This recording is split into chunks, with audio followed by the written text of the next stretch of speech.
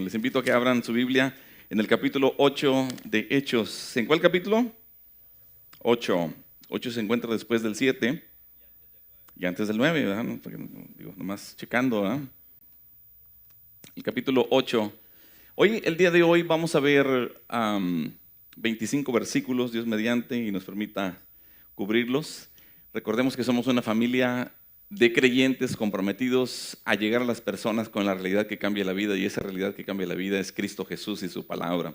Y bueno, como visión el Señor ha dado a Río Grande Bible Church esto, de que creemos que Dios nos ha llamado para poder asegurar que todo hombre, mujer y niño en el Valle del Río Grande y norte de Tamaulipas pueda tener múltiples oportunidades para ver, para escuchar, para responder al Evangelio. Y a propósito vamos a hablar del Evangelio el día de hoy también, el cual nos guía, el mismo Evangelio nos guía a compartir a Cristo y a mostrar amor. Creo que aquí en la sala se necesita un poquito de luz para que puedan leer la Biblia, creo. Que eso me pueden ayudar, por favor. Y bueno, la misión es hacer discípulos de Jesús que hacen discípulos, ¿a dónde? Hasta lo último de la tierra. El día de hoy el tema es la gran persecución, pero también el gran poder del Evangelio. La gran persecución y el gran poder del Evangelio, del versículo 1 al 25. Lo que es tan inusual en este capítulo, cuando estaremos pasándolo el día de hoy, lo que sucede aquí en este capítulo 8 de Hechos es de que Esteban ya estaba muerto. Sin embargo, el avance del Evangelio en realidad fue marcado con gotas de sangre, las gotas de sangre martirizadas. Y es aquí como vemos, como si fuera el sendero del Evangelio que avanza desde el mismo lugar de una muerte, la muerte de Esteban. Entonces comenzamos con el cadáver de Esteban y seguimos el rastro. Yo no sé si, por ejemplo, algunos que se han dedicado a la caza de animales, casi por lo regular cuando cazan a un animal, tienen que ir buscando esas gotas de sangre hasta dar con el animal. De hecho, hasta hay ciertas leyes también para proteger a los animales en cierto sentido, pero bueno, eso es para cuestión de caza, ¿verdad? Por supuesto, de que también para que no se quede un animal con cierto agonía y todo esto, tiene uno que ir a buscar el animal hasta encontrarlo. Pero bueno, es como si estuviéramos viendo aquí que empieza todo en el cadáver de Esteban y seguimos el rastro hacia la profundidad de lo que es conocida como la era de la iglesia. Por lo que hemos visto hasta ahora, pareciera también como que no había prisa para sacar el Evangelio de Jerusalén y difundirlo a todo el mundo. Hasta ahora todo lo que hemos visto ha estado ocurriendo en Jerusalén. Dios quería que el Evangelio de la gracia avanzara por todo el mundo, y Esteban es el que se convierte en ese punto de partida de esta misma realidad. Como dijera el pastor Ken Hughes, dice: el alcance de la iglesia nunca podría haber llegado más allá de Jerusalén, fíjate bien, si no hubiera sido por la muerte de Esteban y la intensificación de la persecución que se precipitó. Seguir a la iglesia a través de los hechos es como seguir a un ciervo herido por un bosque, gotas de sangre que marcan el camino. Ahora, si observan ustedes aquí en el capítulo 8, versículo 1, y precisamente es hasta este momento en que Dios tiene que permitir ahora también una gran persecución para que se lleve a cabo o se dé el arranque de lo que se había ordenado en Hechos 1:8. Por eso cuando empezamos el servicio les pedí que leyéramos Hechos 1:8, después leyéramos Hechos 8:1. Hermanos, en Hechos 1:8 hemos de recordar, y les pongo aquí la Biblia de las Américas, dice: pero recibirán ¿qué? Poder cuando el Espíritu Santo venga sobre ustedes y serán ¿qué? Serán mis testigos en Jerusalén, en Judea, en Samaria y hasta lo último de la tierra. De hecho, a mí me gusta la traducción en inglés de la New American Standard Bible, porque ahí sí hicieron una traducción de una palabra que en el original es te. Y esa palabra nos da el sentido de que es algo simultáneo. En inglés dice: but you will receive power when the Holy Spirit has come upon you, and you shall be my witnesses both. Y esa palabra both, que es del original te, en el original, nos da el sentido de que es algo que ocurre simultáneamente en ambos lugares. Mientras esto, también acá. Mientras están haciéndolo aquí, también están haciéndolo allá. Tanto aquí como allá. Y esa versión en inglés me gusta por ese uso que le da y el sentido, porque a veces pensamos cuando leemos nuestro español de que pareciera que es como secuencial, como si primero aquí, luego allá y luego allá y luego allá, Cuando en realidad lo que nos está dando el sentido aquí es de que vayamos a la misma vez que estamos aquí en McAllen, también en el condado de Hidalgo, también en el estado de Texas, también en Tamaulipas y más allá, hasta los confines y fines de la tierra. La verdad bíblica que quisiéramos el día de hoy poder lograr alcanzar en estos primeros 25 versículos de Hechos capítulo 8 es que, comenzando con el martirio de Esteban o la muerte de Esteban, el evangelio de Jesús y la palabra de Dios salió de Jerusalén y hizo también un impacto poderoso en un mundo satánico. ¿En un mundo qué? Satánico. Ahora, el hecho es que este mundo está dominado por Satanás. De hecho, recientemente se pudo ver hace una semana cuando en las redes sociales se estallaron, se encendieron el pasado domingo por la noche, después de que ciertas imágenes satánicas dominaran una de las presentaciones. ¿De dónde creen? De los premios Grammy. Yo no sé si ustedes se dieron cuenta o se informaron o vieron o les contaron, pero la semana pasada fue en las presentaciones de los premios Grammy. Se hizo una presentación con fuego, con cuernos, con ciertas llamadas diablas que estaban subiendo al escenario. Fue la presentación de una canción que se llama Unholy, de los cantantes Sam Smith y Kim Petras, quienes uno se considera no binario y el otro es transgénero. La actuación, dijeron algunos críticos, era como inspirada en una película de terror. El espectáculo contaba con bailarines que tenían ciertos toques satánicos y otros comentaron que parecía una adoración satánica. A propósito, la letra de esa canción habla y resalta la infidelidad, habla y resalta el adulterio, habla y resalta la inmoralidad sexual. En su letra básicamente dice que hay rumores de infidelidad que se han difundido aunque su esposa no lo sabe. Es básicamente lo que esa canción está diciendo y estaba allí tomando el centro de atención en los premios Grammy.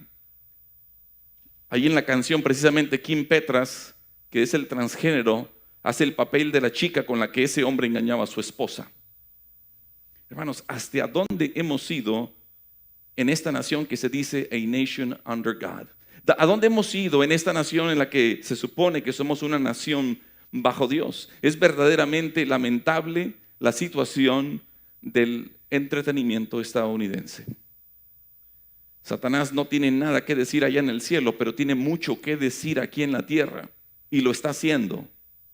Solamente prende la televisión y te vas a dar cuenta.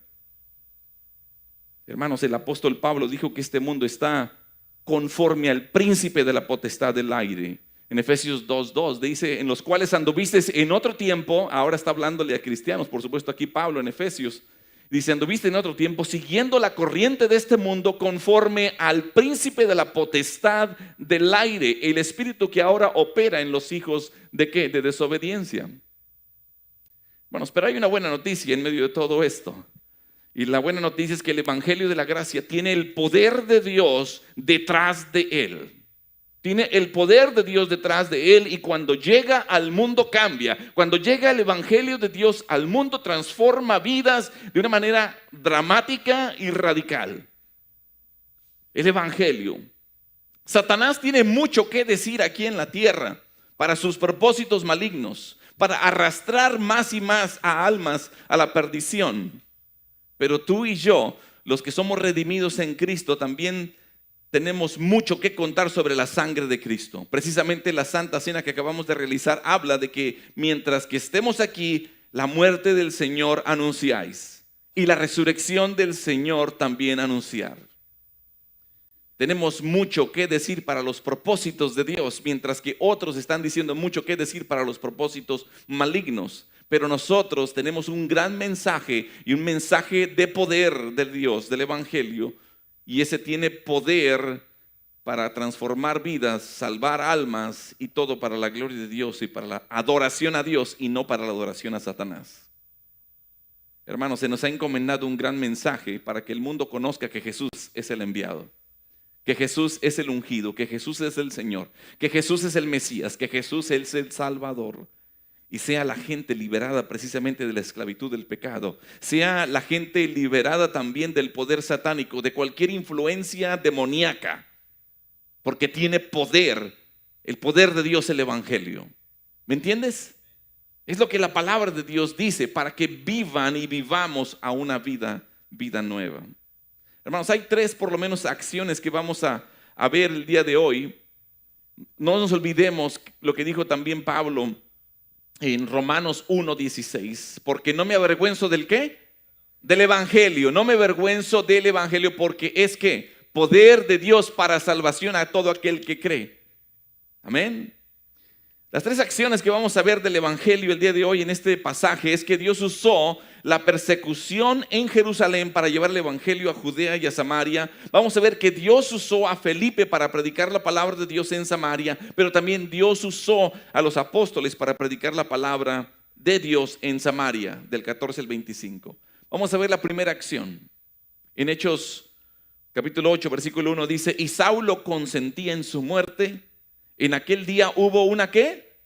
Una gran persecución contra la iglesia que estaba en Jerusalén, y todos fueron ¿qué? Esparcidos, dispersados, expulsados. Dice, por las tierras de Judea y de Samaria, salvo los apóstoles. Y el versículo 2 dice: y hombres piadosos llevaron a enterrar a Esteban e hicieron gran llanto sobre él. Y Saulo, dice, asolaba la iglesia y entrando casa por casa, arrastraba a hombres y mujeres y los entregaba en la cárcel. Pero los que fueron esparcidos, dice, iban por todas partes, ¿qué? ¿Quejándose? ¿Iban llorando? No, dice, iban por todas partes anunciando que el evangelio. Hermanos, la doctrina de la gracia de Dios no ganará tal vez en hoy día esos concursos de popularidad. La verdad es que ser bíblico, ser cristocéntrico pareciera como que no gana hoy día concursos de popularidad, porque Jesucristo demanda santidad. A muchos otros les gusta mejor a Jesús bebé, porque ese no les pide nada y ahí está calladito, ¿verdad? Pero no, Jesús demanda santidad. Sé santos porque yo soy. Hermanos, predicar y enseñar la sana doctrina, predicar y enseñar las verdades bíblicas no es nada popular hoy día. A la gente le gusta escuchar lo que ellos quieren. Y si van a un lugar o a veces conversan con alguien o con algún pastor y les hacen ver lo que la Biblia dice, mejor brincan de ahí y se van para otro lado, porque no les gusta lo que Dios dice. Queremos acomodar la palabra de Dios, agarrar de aquí y de allá y acullá para nuestro gusto, pero no funciona así. Hermanos, a raíz de la muerte de Esteban estalla una gran persecución contra la iglesia en Jerusalén. Ahí en el versículo 1 dice que y Saulo consentía en su muerte. En aquel día hubo una gran persecución contra la iglesia que estaba en Jerusalén. La palabra persecución significa perseguir a personas hasta el punto de que huyen, hasta el punto que se dan a la fuga porque estás tras de ella o de ellas. El evangelio de la gracia de Dios provocó una reacción violenta en Jerusalén, y el líder de la gran persecución tenía un nombre, era un joven que se llamaba, ¿cómo se llamaba? Saulo. Ahora fíjate bien en el versículo 3. El versículo 3 dice: pero Saulo hacía estragos en la iglesia, entrando de casa en casa, arrastrando a hombres y mujeres, y los echaba en la cárcel. Saulo estaba causando estragos en la iglesia. Él tenía la intención de acabar con la iglesia. Él tenía la intención de asolar a la iglesia. Estaba ultrajando básicamente hasta el punto de maltratar y de abusar a las personas. Ahora podemos entender, ¿no?, por qué él se consideraba el menor de todos, ¿no? No se consideraba ni digno de ser llamado apóstol, porque seguramente cada día estaba viniendo a la mente tanta barbaridad que cometió antes de conocer a Cristo. Lo que no sabía es que iba a ser utilizado para ser uno de los grandes hombres, para escribirnos tantas de las cartas que hoy tenemos en el Nuevo Testamento. Saulo odiaba a la iglesia, es decir, era continuamente brutal contra los cristianos. Más adelante en Hechos, en el capítulo 22, él mismo dice en su testimonio que perseguía, dice, yo este camino hasta la muerte, prendiendo, entregando en cárceles a hombres y mujeres, no le importaba. También cuando escribe esa famosa carta a la iglesia en Galacia. Gálatas 1:13 también dice, porque ustedes han oído acerca de mi antigua manera de vivir en el judaísmo, de cuán desmedidamente perseguía yo a la iglesia de Dios y trataba de ¿qué? De destruirla. O sea, ¿cómo haber sido ese odio, esa persecución, esa intención de destruir a todo aquel seguidor de Cristo? Sin compasión, como animales, arrastrarlos fuera de sus casas y llevarlos al castigo. Pero observa bien cuidadosamente el versículo 1 de Hechos 1. Dice que debido a la gran persecución, entonces toda la iglesia se dispersó a Judea y a Samaria, con la excepción de los apóstoles. Hermanos, el martirio de Esteban condujo a una terrible persecución de la iglesia, condujo a una asombrosa también evangelización del mundo. A veces Dios va a permitir ciertas cosas. Es más, de repente va a permitir que nuestro mundo se derrumbe. Va a permitir el Señor que tu mundo se derrumbe porque tiene un plan soberano para usarte en otra parte. O para usarte de otra forma. Cuando las cosas se derrumban, mi mundo se cae, yo tengo que acercarme al Señor con mansedumbre, con humildad y consultar con Él. Precisamente lo que nos compartió el hermano Hugo hace rato, el pastor. Examina mi corazón. ¿Cuándo fue la última vez que le preguntaste a Dios, examíname?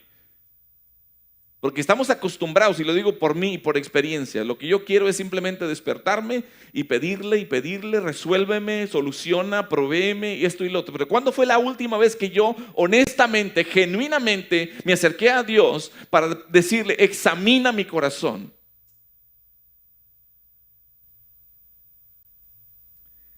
Inicialmente no vamos a entender cuando el mundo se derrumba, cuando las cosas se nos caen. Posiblemente hasta nos vamos a quejar contra Dios. ¿Por qué? ¿Sabes una cosa? Pídele perdón a Dios. Arrepiéntete y perdona a quien tengas que perdonar. Eso es sanador, ¿eh? Porque si no lo haces, entonces Dios no te va a bendecir y Dios no te va a usar. No habrá gozo.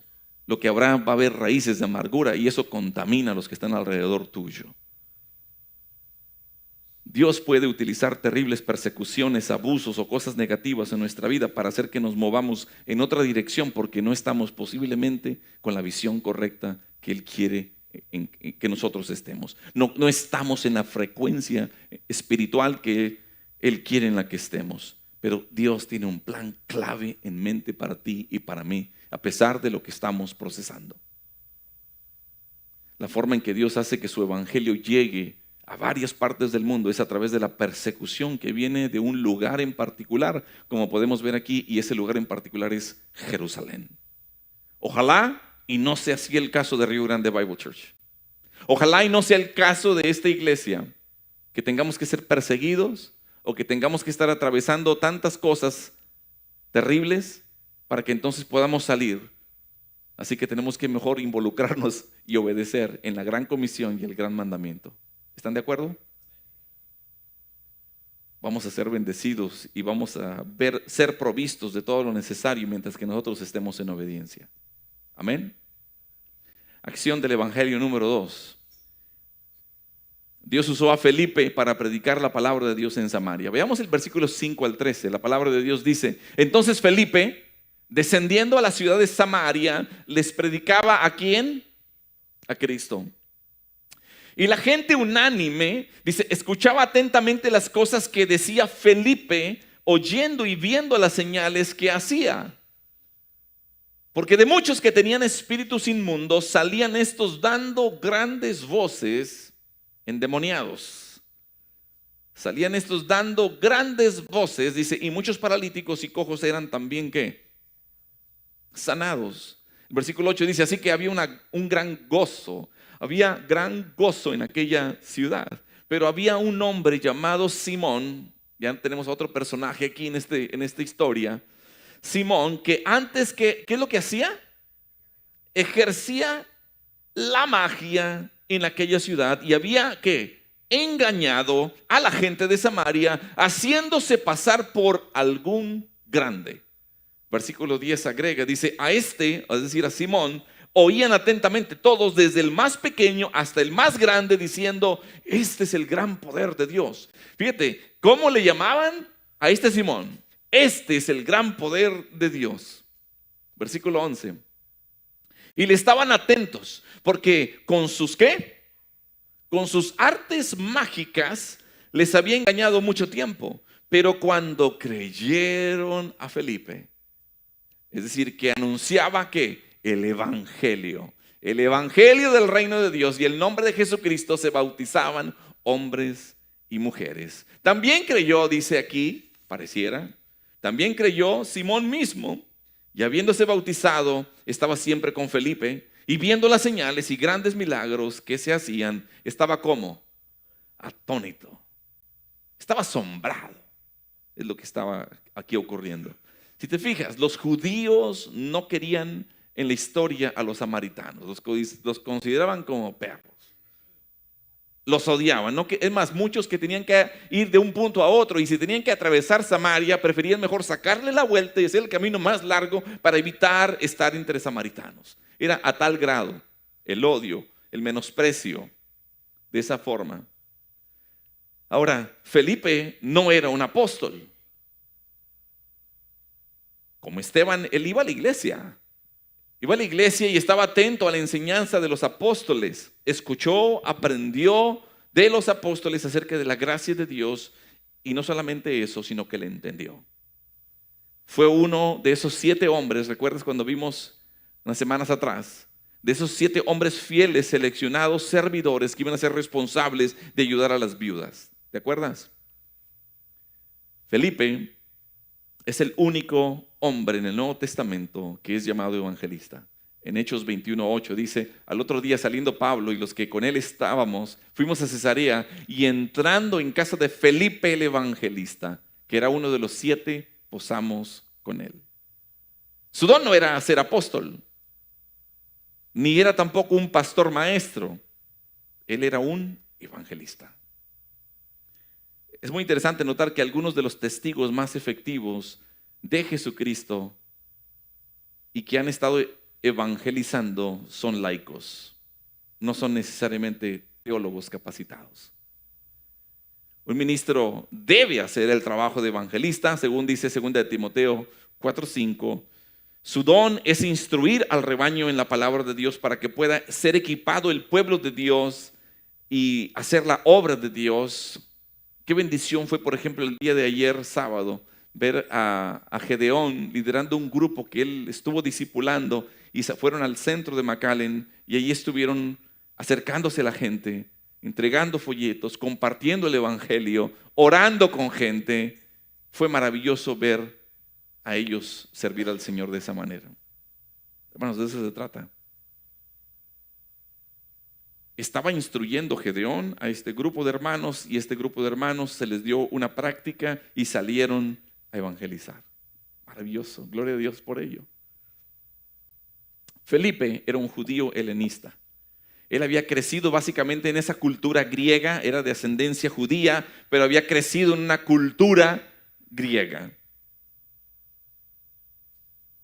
Muchos de los que ya tenemos acá un buen rato en Estados Unidos, ya tenemos hijos que no crecieron en Latinoamérica o están creciendo ahora en otra cultura. Empiezan a pensar, a vivir, a adaptarse con una cultura estadounidense.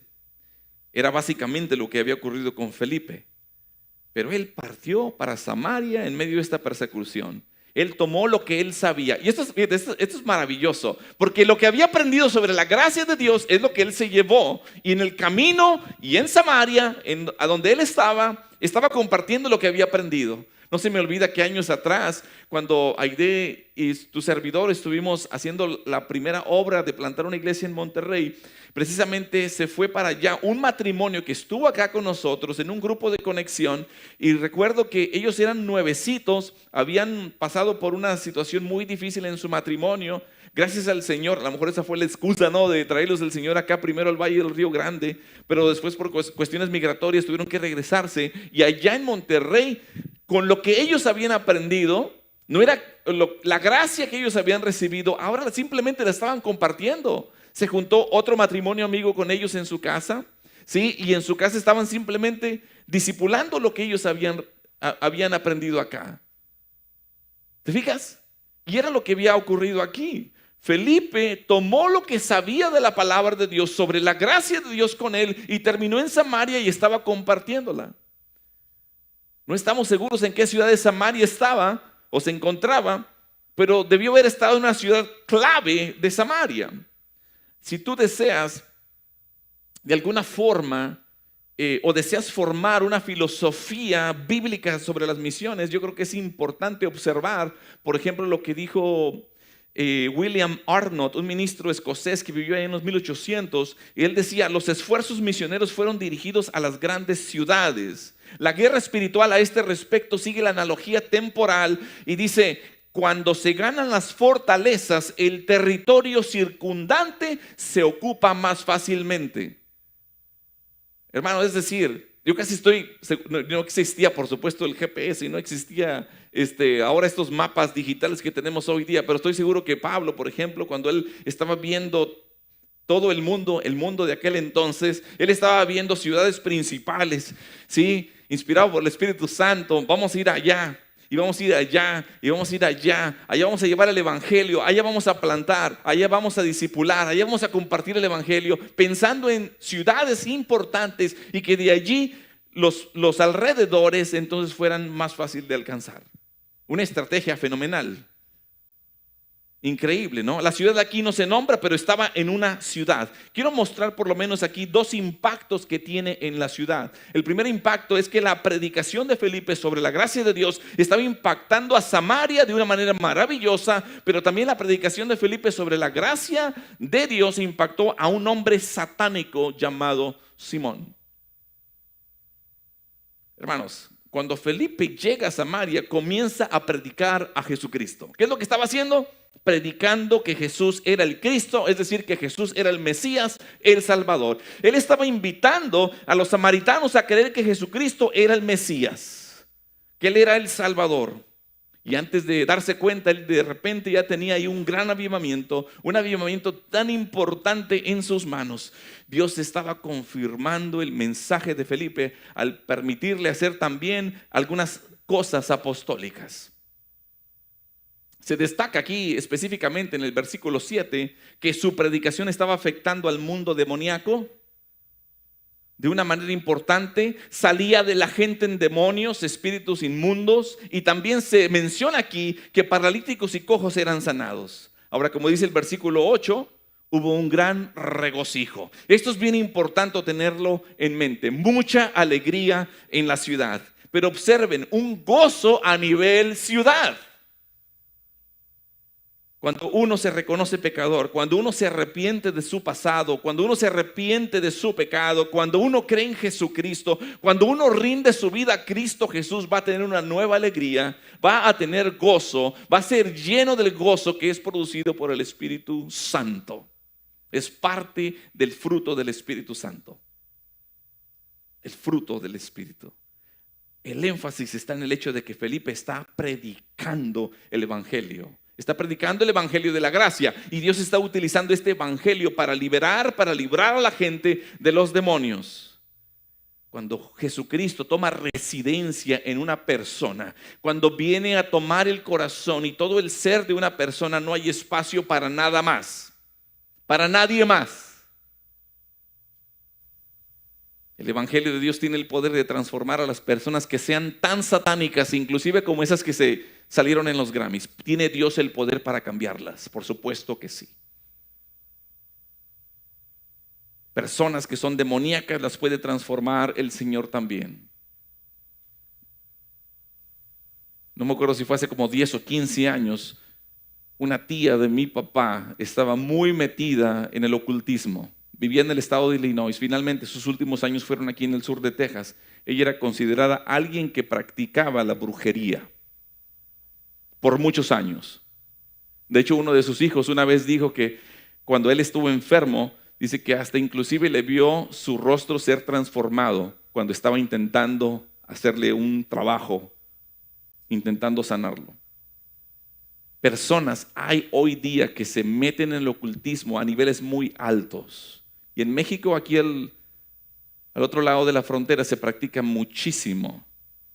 Hay lugares en particular donde la gente va para hacer o buscar, tratar de resolver situaciones a través del ocultismo, de la brujería, de la hechicería.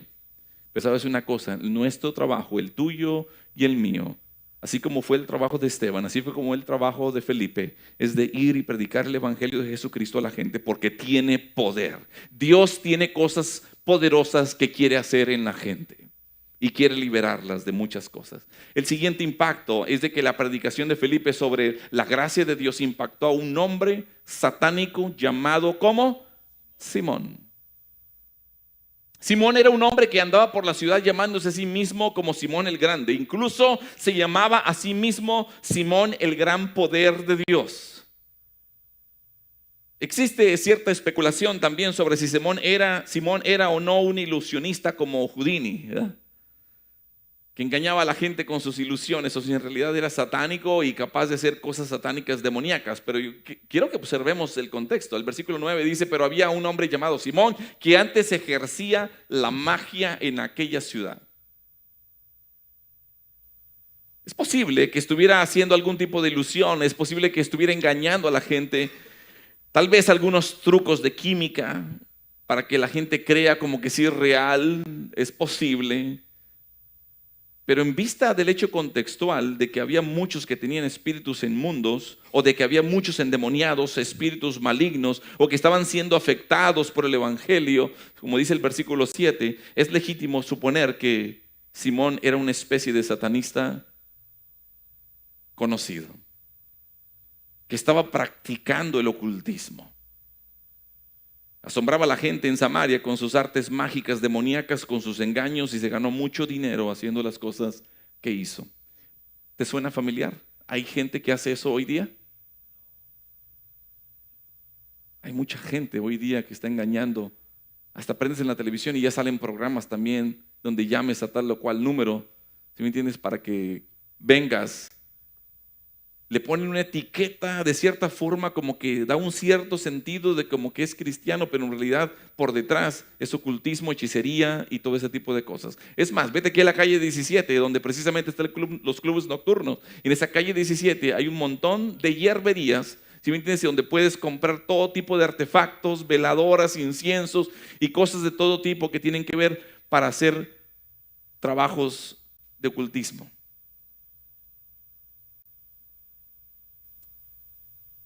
Es que a veces como que queremos ignorar esa parte, ¿no? Demoníaca, como si no existiera, pero la Biblia habla de que hay espíritus y huestes de maldad.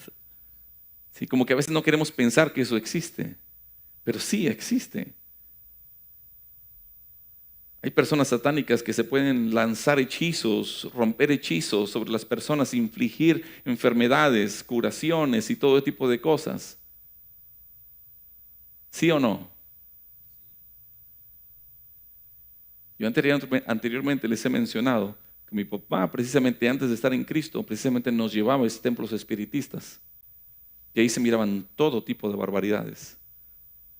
Y todo vestido como si fuera algo así de Dios, pero ¿cómo te explicas, verdad, que le entra un espíritu maligno a la que está ahí enfrente haciendo las sanidades o los trabajos? Y empieza a hablar con una voz que no es natural de una mujer.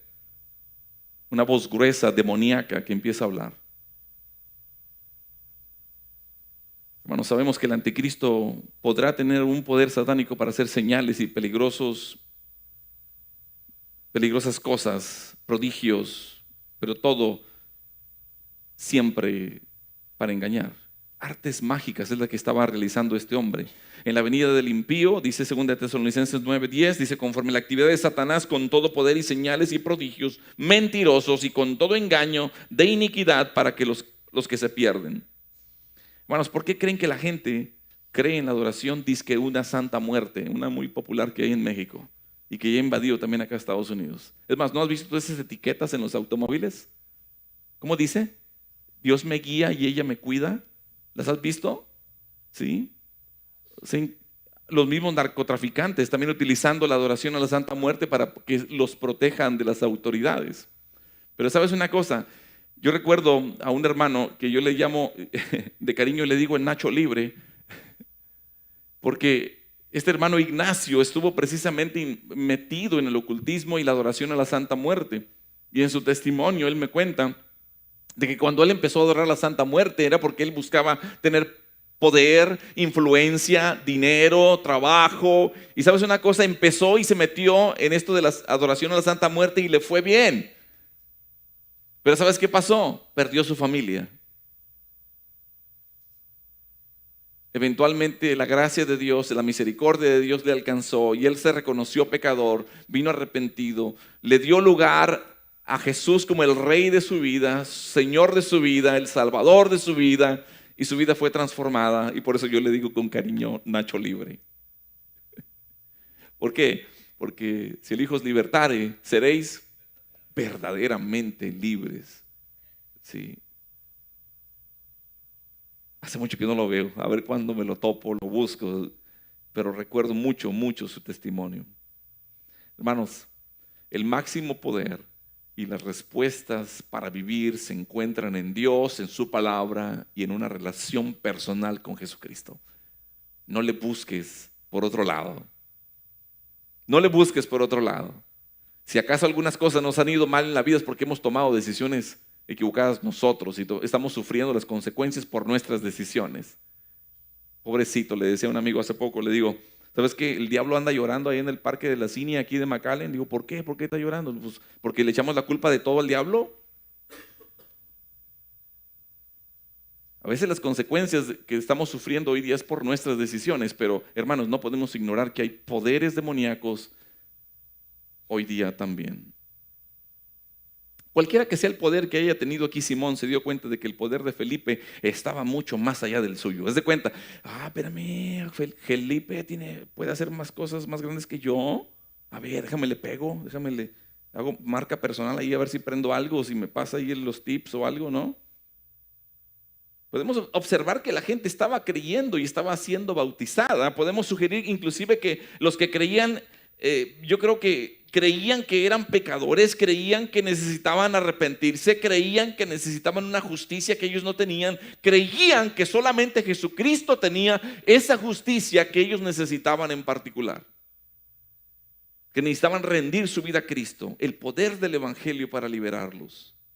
Hermanos, el único bautismo que conocía Felipe era el bautismo anterior al Espíritu Santo de Juan, ya que ahí en el versículo 5 dice que estaba presentando a Jesús como el Cristo, es decir, presentándolo como el Mesías, les predicaba a Cristo, dice el versículo 5, él estaba conectando este asunto del bautismo con esto, y la gente de Samaria estaba siendo bautizada, pero no habían recibido todavía el Espíritu de Dios. Entonces, esto fue como el bautismo de Juan, en el que reconocieron que eran pecadores y admitieron que necesitaban un Salvador, y no más, ¿sí? Simón mismo estaba viendo todo esto y pareciera que él mismo creyó. Y nada, era nomás un mago remojado, como vamos a ver aquí enseguida. Hermanos, vamos a ver aquí adelante la tercera acción del Evangelio. Es que Dios usó a los apóstoles para predicar la palabra de Dios en Samaria. Versículos 14 al 25, ahí me lo termino, faltan 4 horas. Cuando los apóstoles que estaban en Jerusalén oyeron que Samaria había recibido la palabra de Dios, enviaron allá ¿a quién? A Pedro y a Juan, los cuales habiendo venido, ¿qué fue lo que hicieron por ellos? Oraron. ¿Para qué? Para que recibieran al Espíritu Santo, porque aún, dice el versículo 16, no había descendido sobre ninguno de ellos, sino que solamente habían sido bautizados en el nombre de Jesús. El versículo 17 dice, entonces les imponían las manos y recibían ¿qué? El Espíritu Santo. Y el 18 dice, cuando vio Simón que por la imposición de manos de los apóstoles se daba el Espíritu Santo, les ofreció ¿qué? Les ofreció billullo. ¿Cómo lo conoces tú? Mordida, les dio. A ver, ¿qué onda? Ponte la del Puebla. ¿Sí? Versículo 19 dice, diciendo, dadme también a mí este poder para que cualquiera a quien yo impusiera las... ¿Qué fue lo que le estaba pidiendo? Dadme también a mí este poder para que en cualquiera a quien yo impusiera las manos reciba el Espíritu Santo. Entonces Pedro le dijo, tu dinero perezca contigo, porque has pensado que el don de Dios se obtiene con dinero.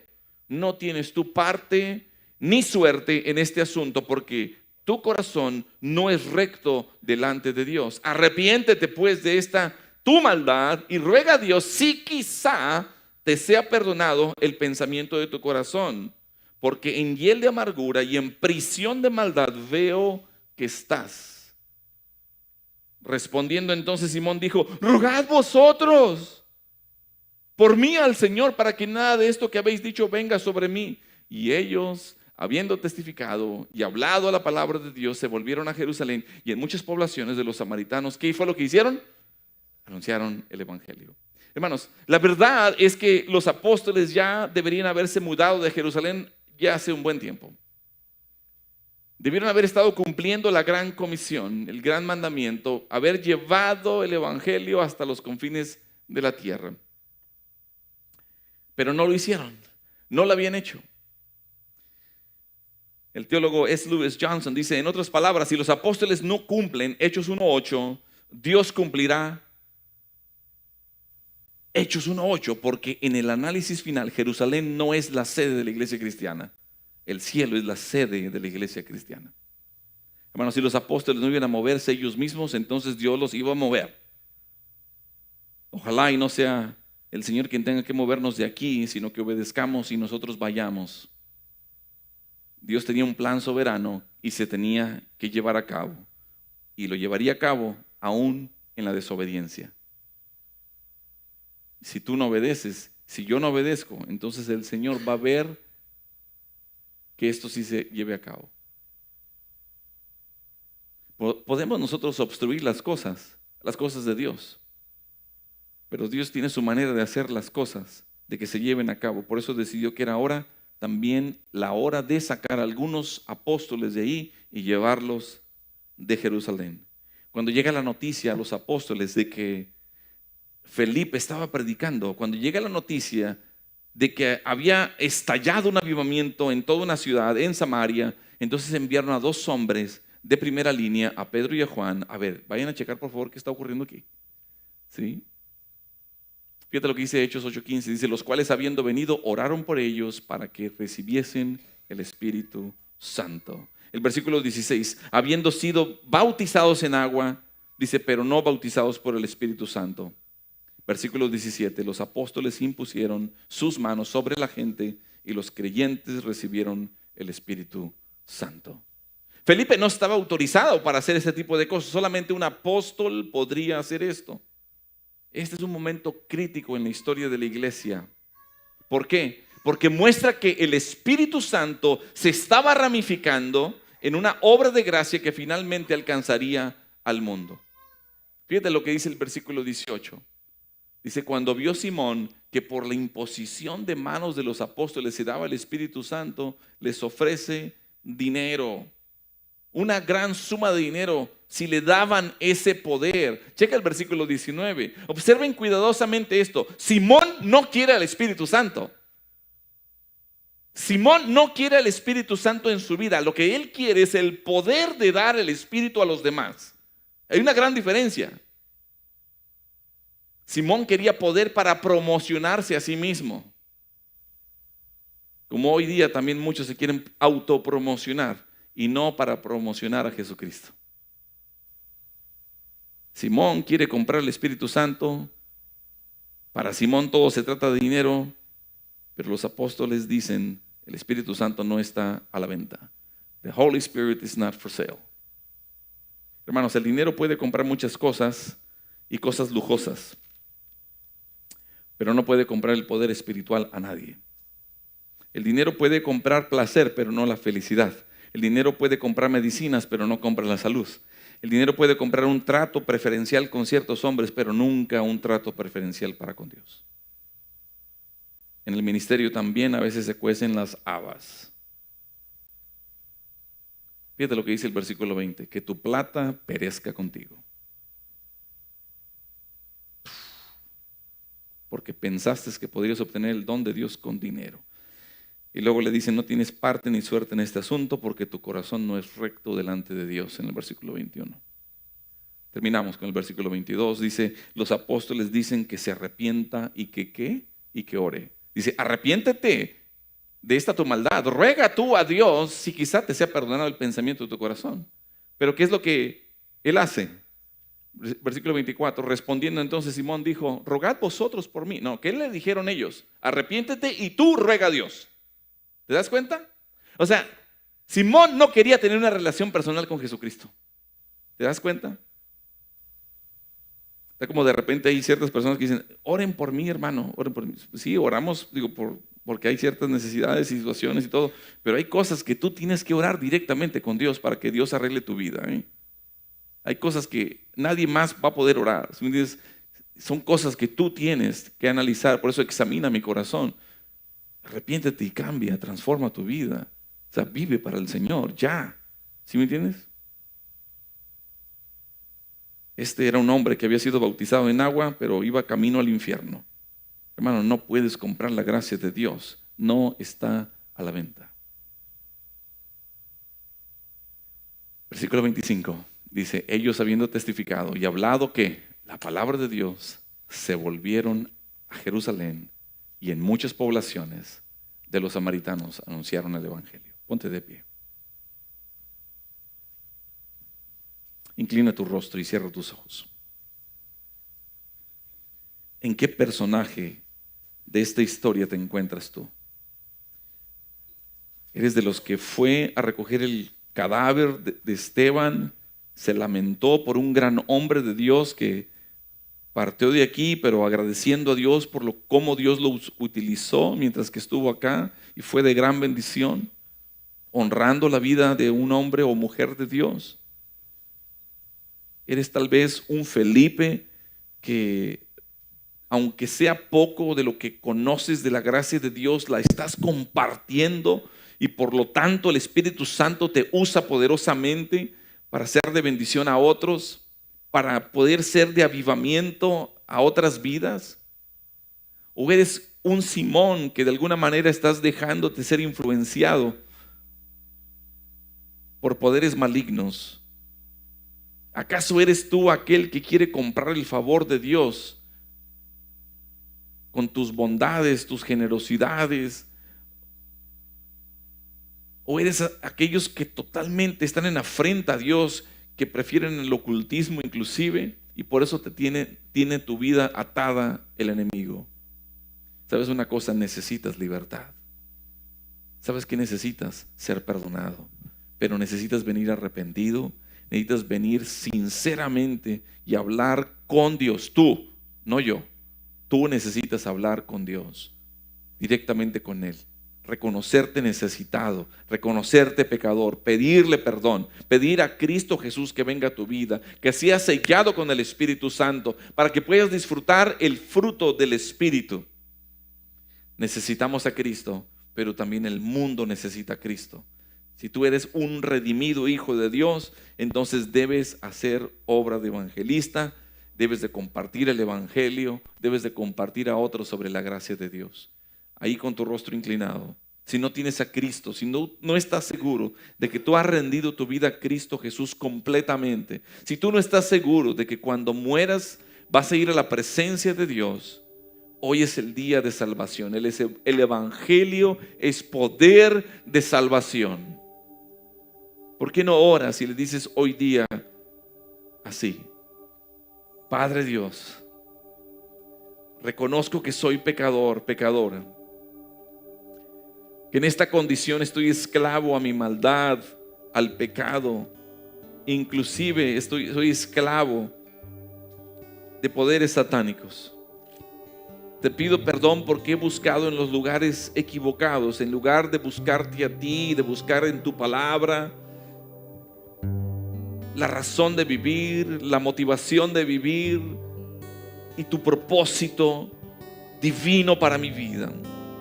Te pido perdón, límpiame de toda maldad. Reconozco que Jesucristo fue a la cruz a morir por mí. Reconozco que esa sangre derramada fue por mí. Límpiame con esta preciosa sangre. El día de hoy te pido perdón, pero también reconozco, confieso con mi boca que Jesús es el Señor.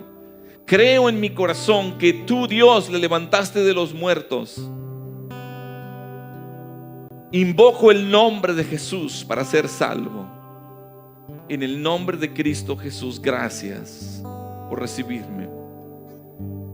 Gracias, Señor, por hoy empezar una vida nueva contigo. Ayúdame a crecer. Ayúdame, Señor, a ser un verdadero discípulo de Jesús. Vivir para ti. En el nombre de Cristo Jesús. Amén. Así con el rostro inclinado y tus ojos cerrados. ¿Alguien hizo esta oración? Levanta y baja tu mano. Dios te bendiga. Dios te bendiga. Dios te bendiga.